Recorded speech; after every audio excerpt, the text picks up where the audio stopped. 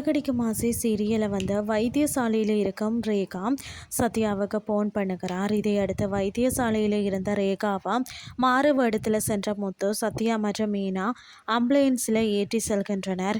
இதன்போது அங்கிருந்த சிந்தாமணியின் அடியாக்கள் மீது மயக்க மருந்து அடித்துட்டு ரேகாவை அழைத்து செல்கிறார்கள். அந்த நேரத்தில் அங்கு ரேகாவின் தந்தையும் வந்து விடுகிறார். இதனால் ரேகாவை காணல என்று அவரும் பரபரப்பாக தேட தொடங்குகிறார். இதைத் தொடர்ந்து சத்யா, ரேகா ஆகிய இருவரையும் அழைத்து கொண்டு ஊரில் உள்ள பாட்டியின் வீட்டிற்கு செல்கிறார் முத்து. மீனா பின்பு அங்குதான் அவர்கள் இருவரும் பாதுகாப்பாக இருக்கும் என்று கூறி அவர்களை அங்கு தங்க வைக்கிறார். இதன்போது ரேகா பாட்டியின் கால விழுந்து ஆசீர்வாதம் வாங்குகிறார். மேலும் வீட்டில் நடந்த பிரச்சனைகளை பற்றி பேசி மனம் வருந்துகிறார் பாட்டி. இதுதான் இன்றைய நாளுக்கான எபிசோட்.